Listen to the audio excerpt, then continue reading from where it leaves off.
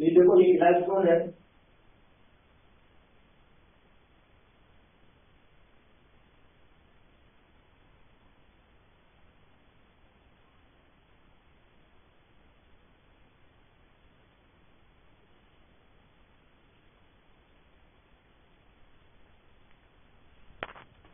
और ग्लाइकोल के साथ दो फैटी एसिड लेंगे। सैचुरेटेड क्या है? सैचुरेटेड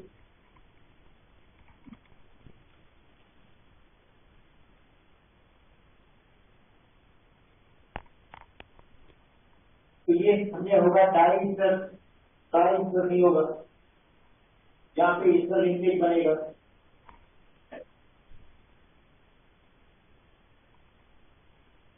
इधर भी ईस्टर लिंकेज बन गया, और यहाँ पे क्या होगा? यहाँ पे क्या हो सकता है?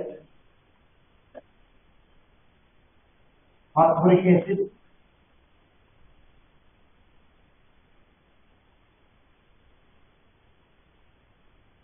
या फॉस्फोरिक एसिड का डेरिवेट या प्रोटीन या अमाइनो एसिड या कार्बोहाइड्रेट, यहां पे जो लिंक बनाएगा। तो इसका मतलब है जो कंपाउंड लिपिड है वो डाइईस्टर है of glycol and two fatty acid and other another group phosphoric acid का डेरिवेटिव, प्रोटीन, अमाइनो एसिड या कार्बोहाइड्रेट अटैच होगा यहाँ पे। इसका मतलब है दो ईस्टर के लिंकेजेस होंगे और एक क्या होगा? कोई एक्स्ट्रा ग्रुप लगा होगा। अब इसकी जो एग्जांपल है उनमें एक आता है फास्फोलिपिड,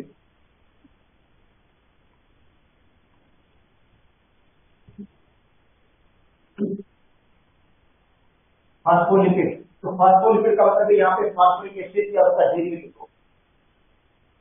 लिपोप्रोटीन,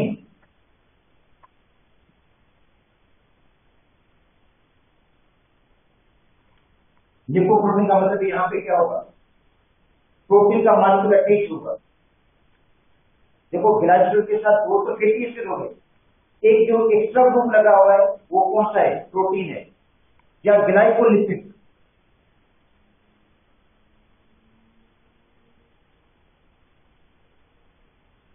ग्लाइकोलिपिड, ग्लाइकोलिपिड का मतलब होगा कार्बोहाइड्रेट होगा, यहाँ पे ग्लूकोज होगा या मोनोसेकेराइड, ठीक है, इसके साथ अटैच होगा यहाँ। अब इनमें जो सबसे ज्यादा इंपॉर्टेंट है वो फास्फोलिपिड है, क्योंकि सेल मेम्ब्रेन बनाता है फास्फोलिपिड। अच्छा, दूसरा है लिपोप्रोटीन, एडिपोज टिश्यूज, जो एडिपोज टिश्यूज होते हैं वो बनाता है लिपोप्रोटीन। लेसिसिन सेफिलिन जो होता है लिपोप्रोटीन है ये। अच्छा, ग्लाइकोलिपिड भी है, तो ये है, इनको हम कहते हैं कंपाउंड लिपिड। कंपाउंड लिपिड, तो कंपाउंड लिपिड के अंदर ग्लाइकोल है, उसके साथ फैटी एसिड कितने हैं? दो मॉलिक्यूल किसके हैं? फैटी एसिड के, ठीक है। और तीसरा जो होगा वो कोई और ग्रुप लगा होगा, फास्फोरिक एसिड का डेरिवेटिव, प्रोटीन या अमाइनो एसिड या कार्बोहाइड्रेट, ग्लूकोज वगैरह लगा होगा इसकी जगह।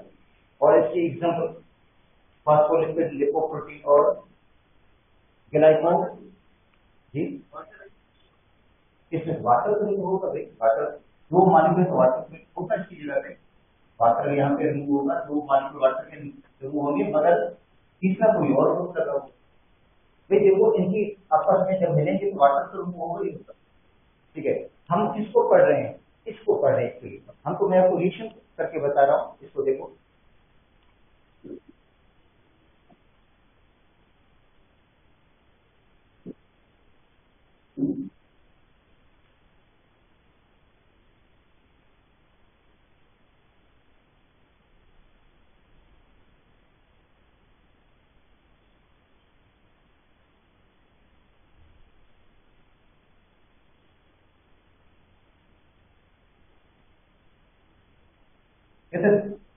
These are esters of glycerol with two fatty acids.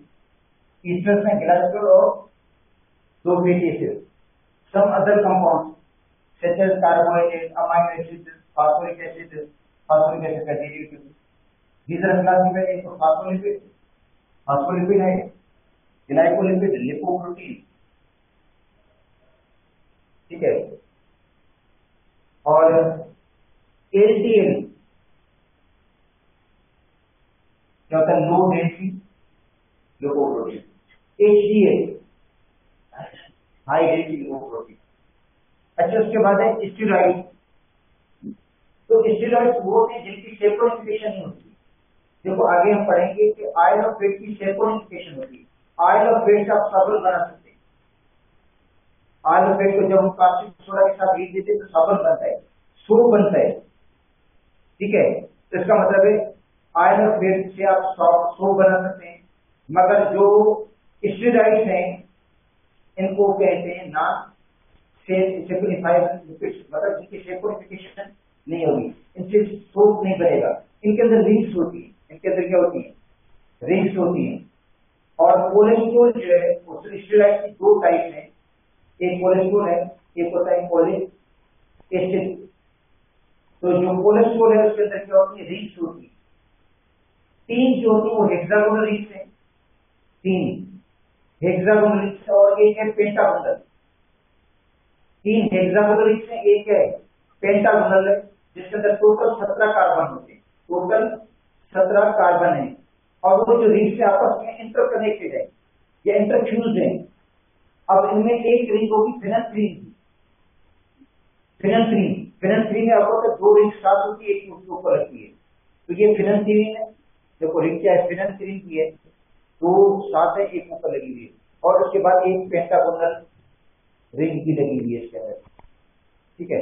अच्छा, कोलेस्ट्रॉल बेसिस, अगर हम कहते हैं कोलेस्ट्रॉल बेसिस इंसान दोस्त भी है, दुश्मन भी है. अगर उसकी मुनासिब मिकदार है तो वो सही है हमारे लिए, क्योंकि जितने भी हार्मोन्स हैं वो कोलेस्ट्रॉल से बनते हैं. जितने भी हार्मोन्स हैं, ब्रेन के अंदर भी होता है, स्पाइनल कॉलम के अंदर भी है, शूज के अंदर भी होता है कोलेस्ट्रॉल. अगर एक्सेस हो जाता है बॉडी के अंदर तो जो ब्लड की आर्टरीज है उनके अंदर डिपॉजिट हो जाता है और ब्लड के फ्लो को रोक लेता है, और जिसकी वजह से हार्ट अटैक भी होता है, ठीक है. तो यहाँ पे थोड़ा इसका इंट्रोडक्शन इतना ज्यादा नहीं है, बड़ा कोई ज्यादा नहीं लिखा हुआ इसके बारे में, स्टेरॉइड्स के बारे में. कहते हैं these dried lipids that are composed of specific structure of 4 interconnected carbon rings. इसके अंदर 4 इंटरकनेक्टेड रिंग्स हैं, ठीक है. अब एक पेंटागोनल है और बाकी तीन जो रिंग्स हैं हेक्सागोनल है.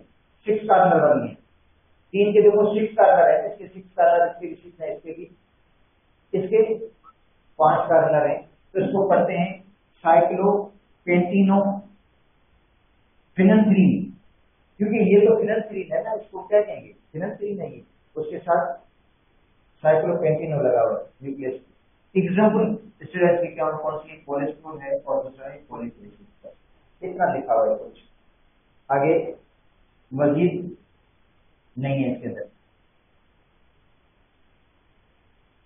अब आते हैं स्ट्रक्चर. इसके वजह को स्ट्रक्चर है.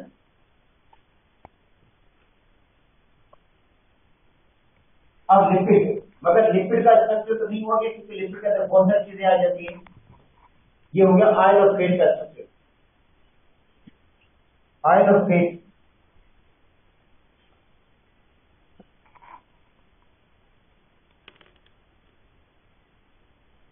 तो अब देखो ये एक होगा ग्लाइकोल,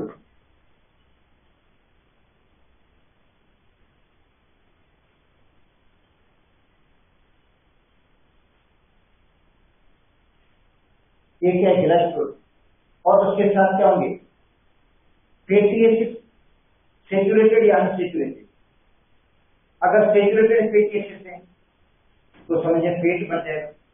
अगर अनसेचुरेटेड फैटी एसिड है ऑयल बनेगा. तो अब देखो, अगर सपोज हम फैटी एसिड लगा रहे हैं C15 H31 COH, तो ये है पाल्मेटिक एसिड. ये क्या है? Palmitic acid.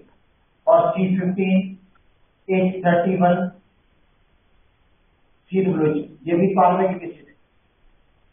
और ये जो मॉलिक्यूल है ये भी पार्मेटिक एसिड का है, C15H31 COOH।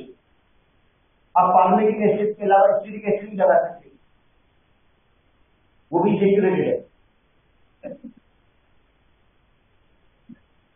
और कंबाइन भी हो सकता है, देखो कंबाइन फॉर्म में भी हो सकता है, एक पार्मेटिक एसिड दो एसिडिक एसिड हो सकते हैं, मिक्स ग्लाइसराइड जिसको बोलते हैं। या ऐसा भी हो सकता है एक पार्मेटिक एसिड, एक एसिडिक एसिड, एक ओलिक एसिड जो अनसेचुरेटेड है, मतलब दो सेचुरेटेड फैटी एसिड एक अनसेचुरेटेड, या दो अनसेचुरेटेड एक, या तीनों अनसेचुरेटेड हो सकते हैं।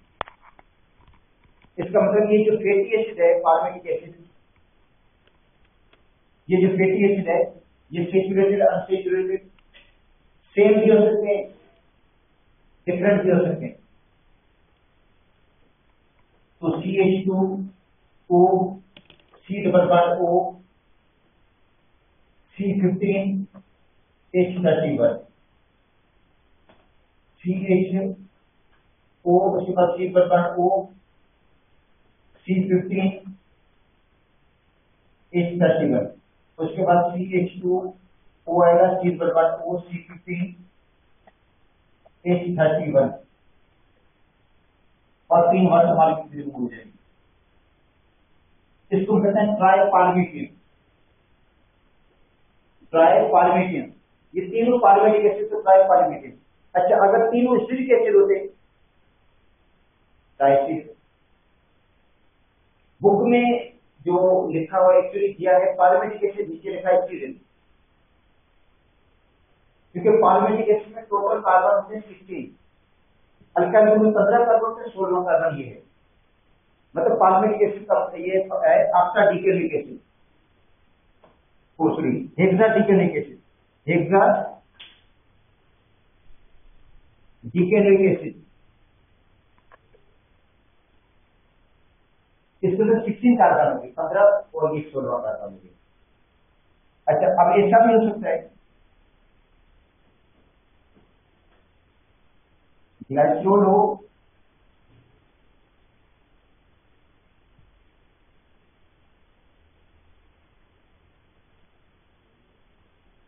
और C15H31 COOH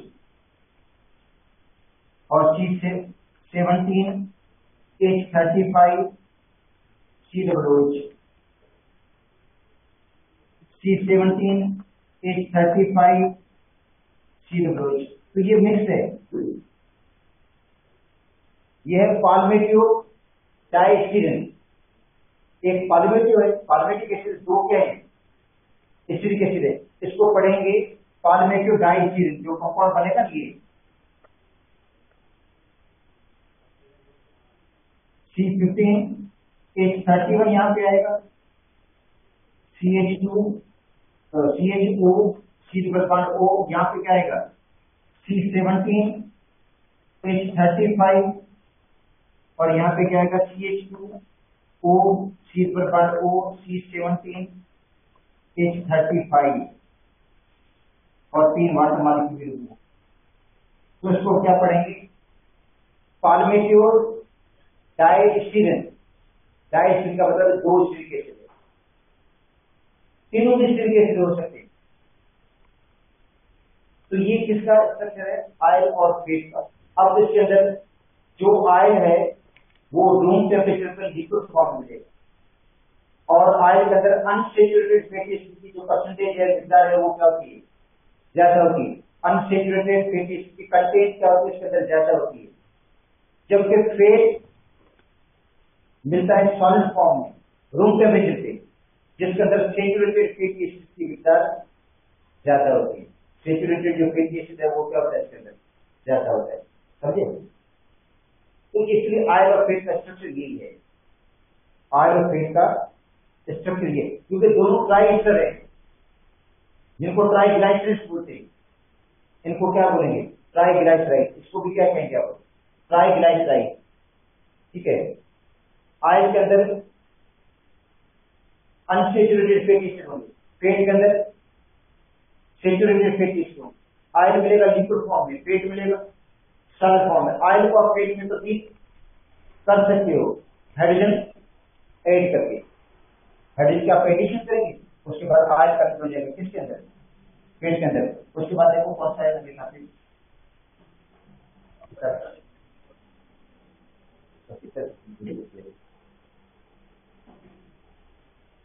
अच्छा अब आते हैं प्रॉपर्टीज।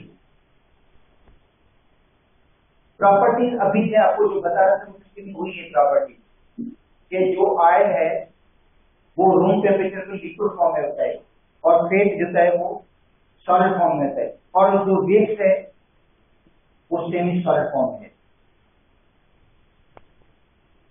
अच्छा जो लिपिड्स है वो ट्रांसल्यूसेंट होते हैं या ओपिक, एक होता है ट्रांसपेरेंट जिससे गिलास होता है, ट्रांसपेरेंट का मतलब है जिससे हम आर पार देख सकते हैं, मतलब तो ये जो लिपिड है वो ट्रांसल्यूसेंट होंगे नेम शिफाफ, या ओपिक का मतलब गैर शिफाफ जिसमें आप आर पार नहीं देख सकते हैं। उसके बाद है lipids are insoluble in water but soluble in the organic solvent below reagent. Water के अंदर इनसोल्युबल है, जबकि बिलो रिएजेंट जो है उसके अंदर ये क्या होते हैं, जला हो जाते हैं, हद हो जाते हैं, तो इसका जो सॉल्वेंट है वो बिलो रिएजेंट है। अच्छा उसके बाद है मेल्टिंग पॉइंट किसका ज्यादा होगा, जिनके अंदर सेचुरेटेड फैटी एसिड्स, जिनके अंदर सेचुरेटेड फैटी एसिड्स होंगे उनका ज्यादा होगा। इसका मतलब मेल्टिंग पॉइंट फैट का ज्यादा होगा। ऑयल से मेल्टिंग पॉइंट फैट का क्या होगा, क्योंकि रूम टेम्परेचर में फैट का सॉलिड फॉर्म में मिल रहा है और ऑयल किसमें मिल रहा है, लिक्विड फॉर्म में, इसलिए जो मेल्टिंग पॉइंट होगा वो उन लिपिड्स का ज्यादा होगा जिनके अंदर सेचुरेटेड फैटी एसिड्स होंगे as compared to unsaturated fatty acids.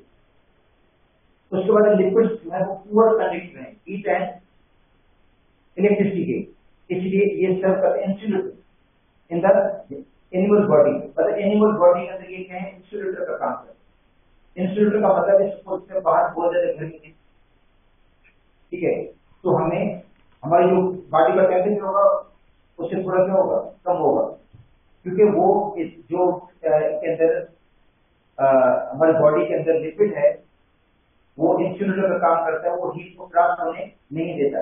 या बाहर बहुत ज्यादा सर्दी है मगर हमारे बॉडी का टेम्परेचर इतना गिरता नहीं है बाहर के टेम्परेचर के हवाले से, क्योंकि हमारे बॉडी के अंदर ये जो लिपिड्स है वो इंसुलेटर का काम करते हैं और बॉडी के टेम्परेचर को क्या करते हैं, मेंटेन रखते हैं, बॉडी के टेम्परेचर को मेंटेन रखते हैं। अब आते हैं केमिकल प्रॉपर्टीज।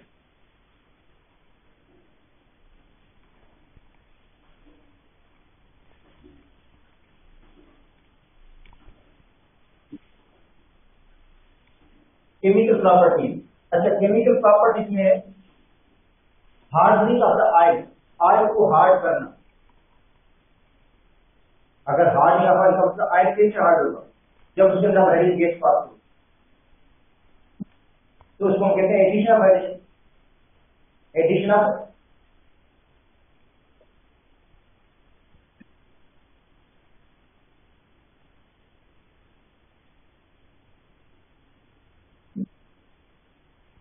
या हाइड्रोजनेशन।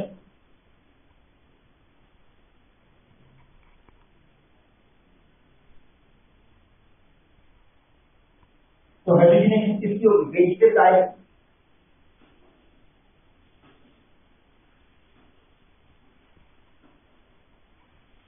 जो अनसेचुरेटेड है,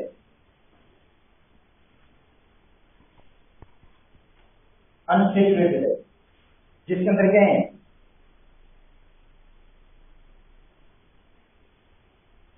डबल बॉन्ड्स होते हैं, मतलब वेजिटेबल ऑयल के अंदर डबल बॉन्ड्स होते हैं, अनसेचुरेटेड, अनसेचुरेटेड फैटी एसिड होता है।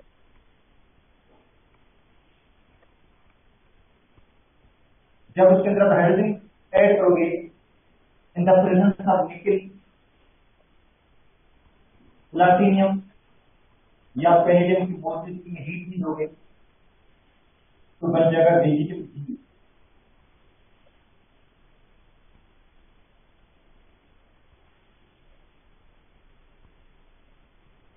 या फेट, जिसके अंदर क्या होते हैं सेचुरेटेड फैटी एसिड होते हैं।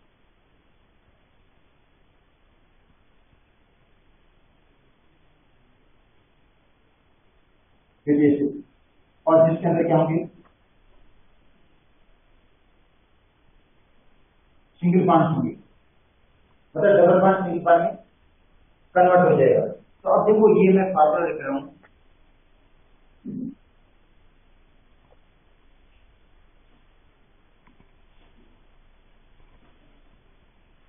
मैं फार्मूला आई के लिख रहा हूं।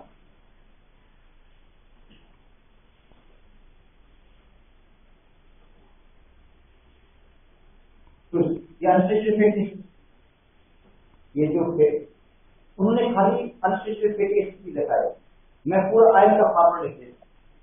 देखो पूरा आयन का फार्मूला जिसमें अनस्टेचुरेटेड फैटी एसिड, ठीक है, CH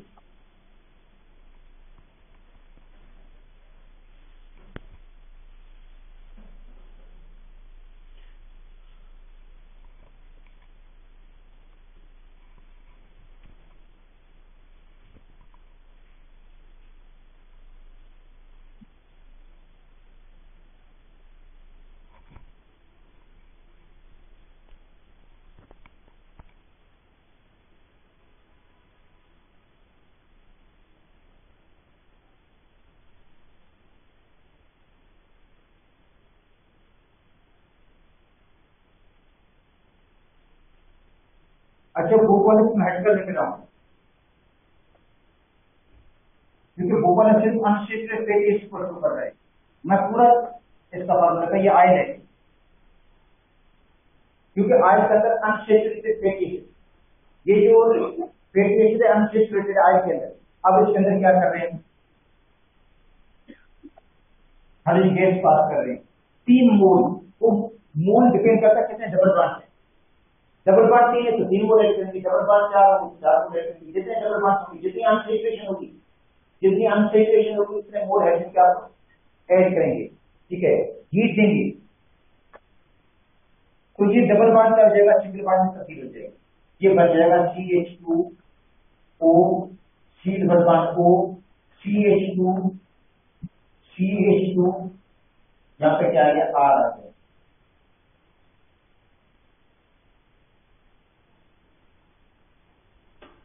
CH2R आ गया, मतलब डबल बॉन्ड ब्रेक हो गया, डबल बॉन्ड ब्रेक हो गया, एक हाइड्रोजन से लगेगी एक इधर, डबल बॉन्ड ब्रेक हो गया, एक हाइड्रोजन से लगेगी एक इधर, डबल बॉन्ड के अंदर ब्रेक हो जाएगा।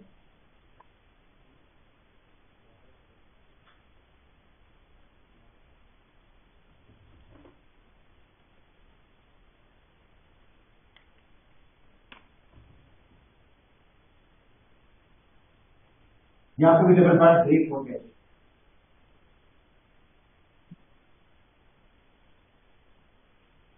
तो ये फेट का फार्मूला है, किसका फार्मूला है, फेट का फार्मूला है। तो आयल कन्वर्ट किसमें हो गया, फेट के अंदर। तो बुक वाले से मैं हटकर मैं आपको बता रहा हूँ, ऐसा नहीं कि आप कहेंगे सर बुक में कुछ और है, क्योंकि उसने खाली अनसेचुरेटेड फेट एसिड कन्वर्ट किया सेचुरेटेड। मैंने पूरा आयल का फार्मूला था, पूरा ट्राइग्लाइसराइड लिखा है, ये ट्राइग्लाइसराइड है, ये भी ट्राइग्लाइसराइड है, ये अनसेचुरेटेड है, ये क्या है सेचुरेटेड है, इसके अंदर हमने हाइड्रोजन पास की, तो इसको हम कहते हैं hardening of the aisle. Oil की क्या हो गई, हार्डनिंग हो गई, आयल क्या हो गया, हार्ड हो गया, क्योंकि जब वो पेट में तब्दील होता है वो क्या हो जाता है, ज्यादा हार्ड हो जाता है, जिसका बेसिक पार्ट भी क्या होगा, ज्यादा होगा। अब आते हैं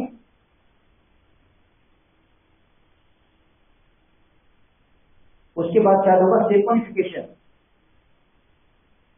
saponification of oil and fate,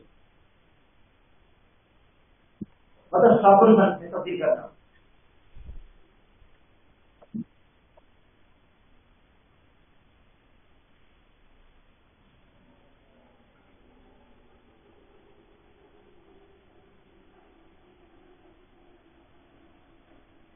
ठीक है, अब देखो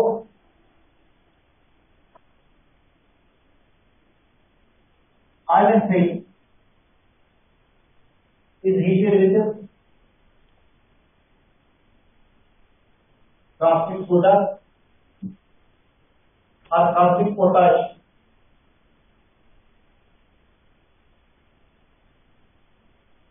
इसमें हम आयरन फेट को हीट देते कास्टिक सोडा के साथ, कास्टिक सोडा के साथ, तो हमें क्या मिलेगा, सोप मिल जाएगा। सोप जो है सोडियम साल्ट है, आप नाम किए KTAC। तो अब देखो ये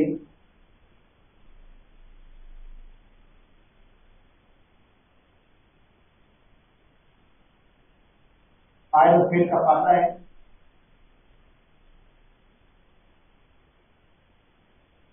ट्राइग्लिसराइड है ये,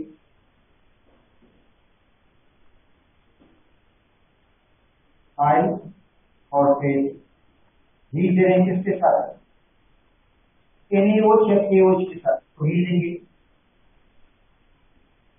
इसकी हाइड्रोलाइसिस होगी बेसिक मीडियम में, एक मिलेगा ग्लाइसोल,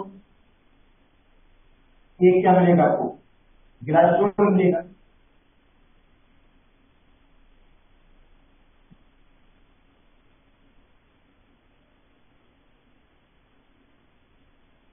ग्लाइसोल मिलेगा। अच्छा दूसरा मिलेगा सोडियम साल्ट, सोडियम साल्ट मिलेगा। अब फैटी एसिड, तो ये सोडियम साल्ट है किसकी, फैटी एसिड की, sodium salt of long chain fatty acid, ये सोप।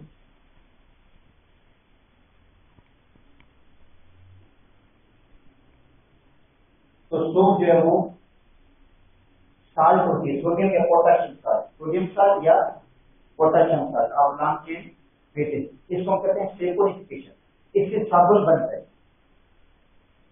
जबकि स्टेरॉइड को आप साबुन कभी नहीं कर सकते।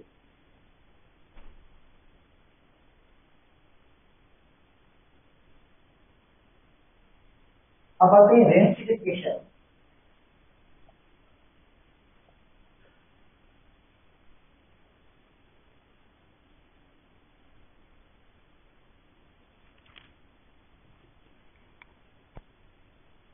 देखो रेंसिफिकेशन या रेंसिफिकेशन, इसमें से ऑयल और फेट को अगर आप खुला छोड़ देंगे मॉइस्ट एयर के अंदर, देखो मॉइस्ट एयर है उसका ढक्कन अपना रिमूव कर दिया है, तो वो मॉइस्चर को एब्जॉर्ब करेगा, मॉइस्चर को क्या करेगा, एब्जॉर्ब करेगा, उसकी हाइड्रोलाइसिस होगी,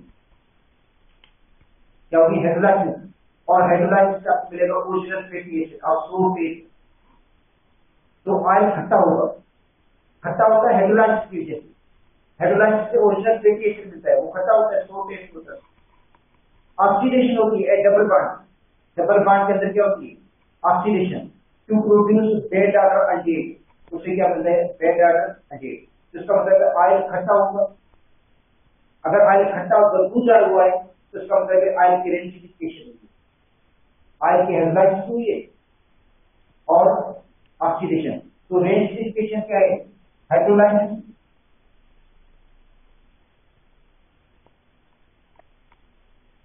and oxidation.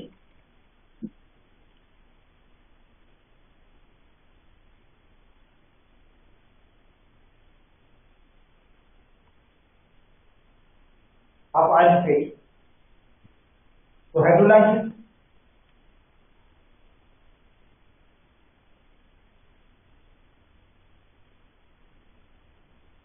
Of iron fat produce fatty acid, original fatty acid of soap acid,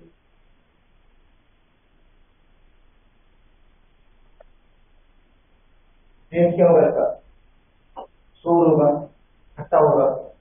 oxidation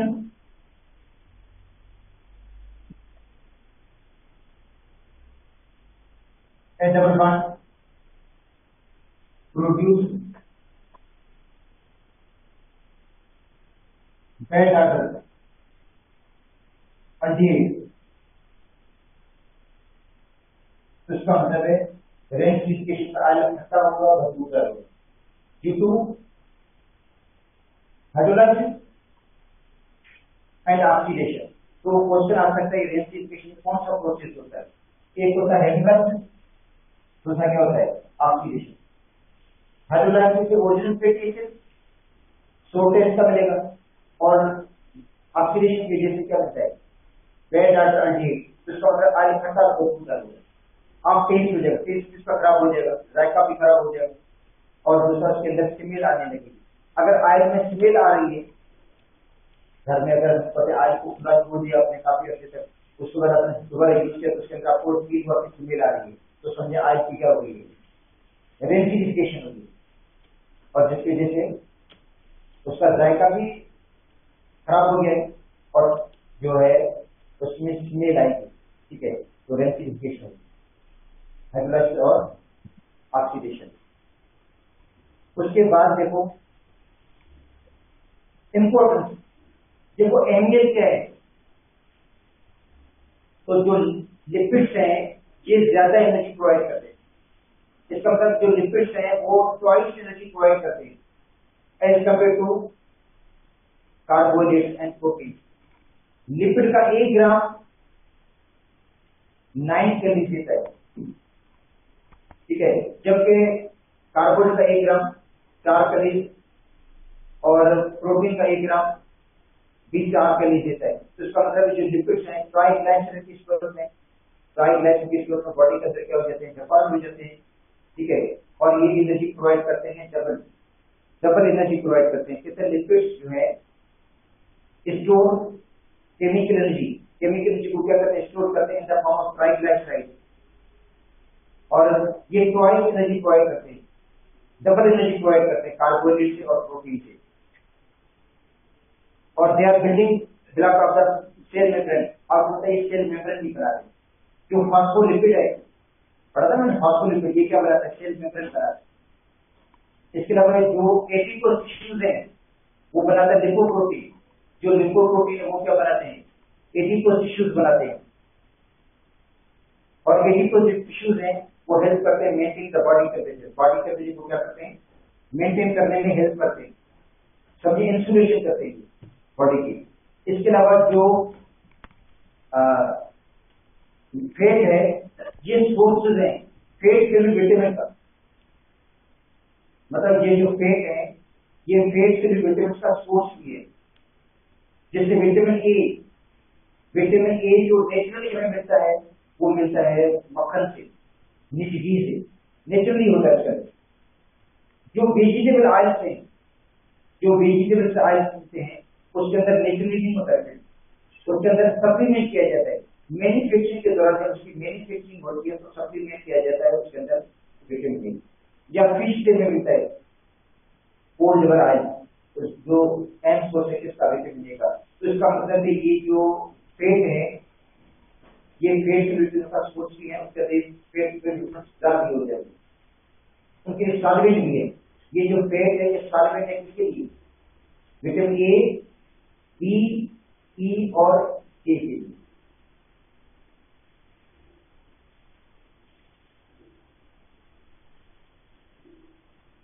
minerals, तो मिनरल्स इनऑर्गेनिक एलिमेंट है जो फिजिकल हेल्थ के लिए इंतहाई जरूरी है, बॉडी की पीएच को मेंटेन रखते हैं, बॉडी के जो एसिड बैलेंस है उसको भी मेंटेन रखते हैं। बहुत ज्यादा एंजाइम के साथ ये अटैच हो जाते हैं और एंजाइम की एक्टिविटी को बढ़ा देते हैं, जिसको कहते हैं पोटेंशियल। कुछ हार्मोन्स के साथ ये अटैच हो जाते हैं। तो मिनरल्स भी उतने ही जरूरी है जितने बाकी न्यूट्रिएंट्स हैं। मिनरल्स हमें एनर्जी तो प्रोवाइड नहीं करेंगे, मगर इनका रोल उतना ही अहम है जितना बाकी न्यूट्रिएंट्स है। अच्छा, 26 एलिमेंट्स हैं जिनको हमारी बॉडी के अंदर ऑब्जर्व किया गया, 26 एलिमेंट्स, जिनके अंदर 60 एलिमेंट्स क्या है, इंतहाई जरूरी है, जिनमें जो कैल्शियम है जरूरी है, फास्फोरस है जरूरी है, कार्बन है जरूरी है, ऑक्सीजन है, नाइट्रोजन है, क्लोरीन है, आयरन है, जिंक है। मतलब ये ऐसे मिनरल्स हैं जो इंतहाई जरूरी होते हैं। तो 60 ऐसे मिनरल्स हैं जो इंतहाई जरूरी है, असेंशियल है। अच्छा, अब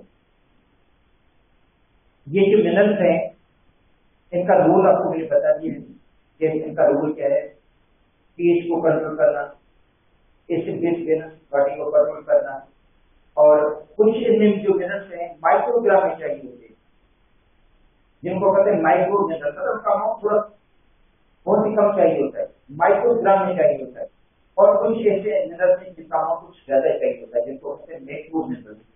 मैक्रो का मतलब है कि अमाउंट हमें ज्यादा की जरूरत होती है, और माइक्रो मिनरल्स वो होते हैं जिनका अमाउंट बहुत ही कम चाहिए होता है। बाकी थोड़ा रिमेनिंग जो पोर्शन है वो इंशाल्लाह कर पड़ेगी, उसके बाद विटामिन को भी फर्क पड़ जाएगी।